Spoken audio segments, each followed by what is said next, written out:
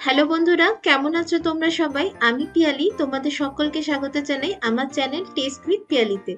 Christmas আসতে আর মাত্র কয়েকদিনের অপেক্ষা, আর ক্রিসমাস মানেই হলো আমাদের সকলের প্রিয় ফ্রুট কেক বা রিচ প্লাম কেক খাওয়ার আনন্দ। কিন্তু অনেকেই আছো যারা ডায়েট বা হেলথের কথা ভেবে কেকটাকে একটু অ্যাভয়েড করো।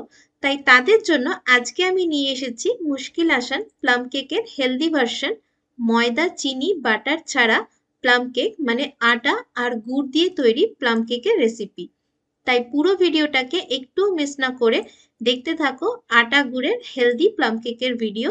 আর ভিডিও ভালো লাগলে চ্যানেলটাকে লাইক, শেয়ার আর সাবস্ক্রাইব করতে ভুলো না। তাহলে চলো শুরু করি আজকের রেসিপি ভিডিও।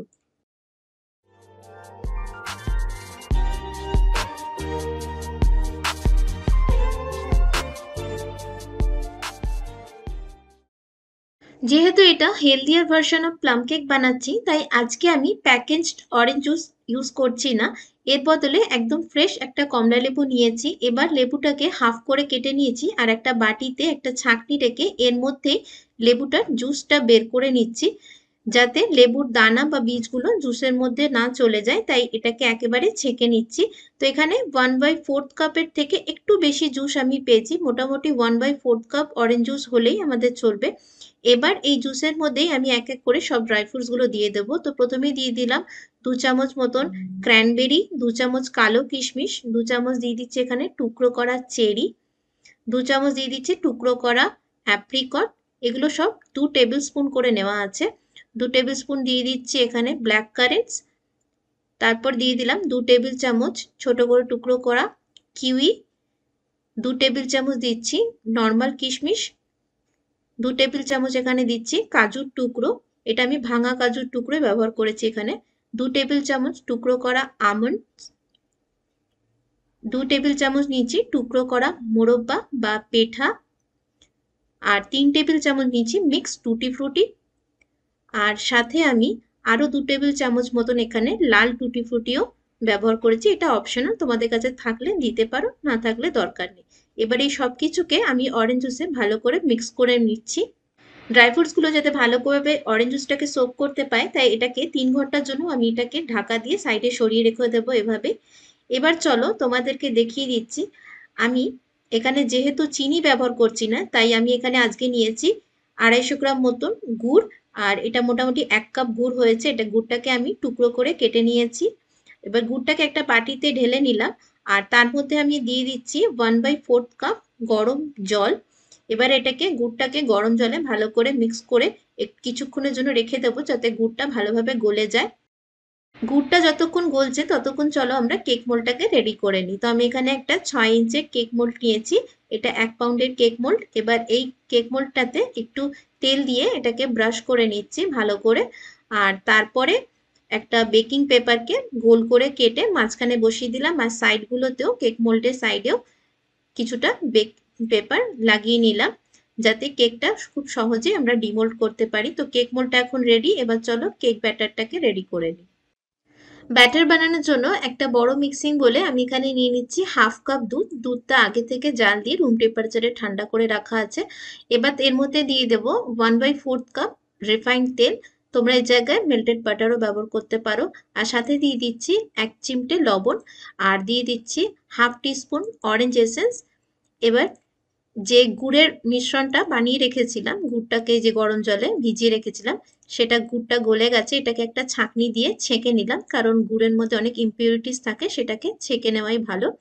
এবার এই সব কিছুকে ভালো করে মিক্স করে নিচ্ছি। খুব ভালো করে সব কিছুকে মিক্স করে নিতে হবে, যাতে তেল, দুধ আর গুড়ের জল সবকিছু ভালোভাবে মিক্স হয়ে যায়। এবার এই মিক্সচারটার ওপরে একটা বড় ছাঁকনি রেখে এর মধ্যে আমি দিয়ে দিচ্ছি 1 কাপ গমের আটা। এর সাথে দিচ্ছি 1/4 cup unsweetened milk powder, 1 teaspoon দিচ্ছি baking powder, half teaspoon baking soda, লবণটা তো আগেই দিয়ে দিয়েছি। আর দিচ্ছি উইন্টার স্পাইসেসের মধ্যে হাফ টিস্পুন দারচিনি গুঁড়ো, হাফ টিস্পুন দিচ্ছি শুকনো আদার গুঁড়ো বা জিঞ্জার পাউডার, 1/4 টিস্পুন দিচ্ছি জায়ফল গুঁড়ো। তোমরা চাইলে 1/4 টিস্পুন এলাচ গুঁড়োও দিতে পারো। এবার এই আটা আর শুকনো স্পাইসেস গুলোকে ভালো করে চেলে নিলাম ছাঁকনির সাহায্যে। আর তারপরে ড্রাই ইনগ্রিডিয়েন্টসটাকে ওয়েট ইনগ্রিডিয়েন্টসের সঙ্গে ভালো করে মিক্স করে নিচ্ছি। খুব সুন্দরভাবে মিক্স করে নেব আর একটা lumps free smooth batter ready করব। তো ব্যাটারটা দেখো একদম রেডি হয়েছে আর ব্যাটারের কনসিস্টেন্সিটাও একদম পারফেক্ট আছে। আটার ব্যাটার কিন্তু ময়দার ব্যাটারের চেয়ে একটু ঘন হয়। এবার যে ড্রাই ফ্রুটসগুলো আমরা অরেঞ্জ জুসে সোক করে রেখেছিলাম সেটা ভালোভাবে সোক হয়ে গেছে। এবার এই ড্রাই ফ্রুটসের মিক্সচারটাকেও আমি ব্যাটারের মধ্যে ঢেলে দিলাম আর তারপরে খুব হালকা হাতে সবকিছুকে একটু মিক্স করে নেব। এবার এই স্টেজে ব্যাটারটাকে খুব বেশি ওভার মিক্স করব না, জাস্ট কিছুটা ফোল্ড করে নেব। আর এবার এর মধ্যে আমি দিয়ে দিচ্ছি 1 টিস্পুন ভিনিগার। তোমরা চাইলে ভিনিগারের জায়গায় লেবুর রসও ব্যবহার করতে পারো। আর তারপর আরও একবার জাস্ট ফোল্ড করে নেব ব্যাটারটাকে, খুব বেশি মিক্স করব না। আর ব্যাটারটা এখন পুরোপুরি রেডি। এবার এই ব্যাটারটাকে আমি আগে থেকে রেডি করা কেক মোল্ডে ঢেলে দিচ্ছি। এবার ব্যাটার ঢালার পরে কেক মোল্ডটাকে কয়েকবার ভালো করে ট্যাপ করে নেবো যাতে ভেতরে কোনো এয়ার বাবলস হয়ে থাকলে সেটা বেরিয়ে যায়। আর তারপর ওপর থেকে আরও কিছু ড্রাই ফ্রুটস আর নাটস এখানে ছড়িয়ে দেব। তোমরা তোমাদের পছন্দ মতো যে কোনো ড্রাই ফ্রুটস আর নাটস এখানে ছড়িয়ে দিতে পারো কেকটাকে উপরে। আর আমি এখানে কিছু টুটি ফ্রুটি, কিশমিশ, কাজু, মোরব্বার টুকরো, কিছু চেরির টুকরো দিয়ে ওপরটাকে ভালো করে সাজিয়ে নিলাম। আর এবার আমি এটাকে প্রিহিট করা কড়াইতে লো ফ্লেমে কেকটাকে বেক করে আনবো। তোমরা চাইলে প্রিহিটেড ওভেনেও কেকটাকে বেক করে নিতে পারো। তো দেখো কেকটা আমি বেক করে নিয়ে এসেছি আর এবার একটা কাঠি দিয়ে কেকটাকে চেক করে দেখে নেব যে কেকটা ভেতর থেকে ভালোভাবে বেক হয়েছে কিনা। যেহেতু আটার কেক একটু বেক হতে সময় লাগে, তো দেখো কাঠিটা একদমই পরিষ্কার এসছে, কেকটা ভালোভাবে বেক হয়ে গেছে। এবার একটা টাওয়েল দিয়ে কেকটাকে ঢাকা রেখে ঠান্ডা করে নেব পুরোপুরি। আর কেকটা এখন ঠান্ডা হয়ে গেছে। আর এবার কেকের সাইড থেকে বেকিং পেপারগুলো সরিয়ে নিলাম আর কেকটাকে ডিমোল্ড করে নিচ্ছি আর তোমাদেরকে কেকটাকে বের করে দেখাচ্ছি কেকটা কেমন হয়েছে। তো দেখে বুঝতেই পারছো কেকটা কতটা সফট হয়েছে, খুবই ময়েস্ট রয়েছে কেকটা আর খুব সুন্দরভাবে কালার এসছে কেকটার। এবার একটা কেকের পিস কেটে তোমাদের দেখাচ্ছি কেকটা ভেতর থেকে কেমন হয়েছে টেক্সচারটা কেকের। কেকটা দারুণ সফট আর স্পঞ্জি হয়েছিল আর খেতে খুবই টেস্টি হয়েছিল কেকটা। তো কাউকে বলে না দিলে কেউ বুঝতেই পারবে না যে কেকটা ময়দা দিয়ে না, আটা আর গুড় দিয়ে কেকটা তৈরি হয়েছে। এটা আটার কেক, কেউ দেখলে চট করে বুঝতে পারবে না। তো তোমরাও এই আটা গুড়ের হেলদি প্লাম কেকের ভার্সনটা অবশ্যই একবার হলেও ট্রাই করে দেখো, তোমাদেরও খুবই ভালো লাগবে। তো দেখো কেকটা কত সুন্দরভাবে বেক হয়েছে ভেতর থেকেও আর সারা কেকের মধ্যে কত সুন্দরভাবে সব ড্রাই ফ্রুটস গুলো ছড়িয়ে আছে, ভীষণই সফট হয়েছে, স্পঞ্জি হয়েছে। কেকের টেক্সচারটা, কালার একদম প্লাম কেকের মতো, খুবই ভালো হয়েছে। এর আগে আমার চ্যানেলে সুজির প্লাম কেকের রেসিপিও দেওয়া আছে, তোমরা চাইলে সেই ভিডিওটা দেখে নিতে পারো। লিংক আমি ডেসক্রিপশন বক্স আর ফার্স্ট কমেন্টে দিয়ে দেব। আর এছাড়াও আমার চ্যানেলে আরও কিছু ক্রিসমাস প্লাম কেক আর ফ্রুট কেকের রেসিপি রয়েছে, সেগুলো তোমরা দেখে নিতে পারো, সব লিংক দেওয়া থাকবে।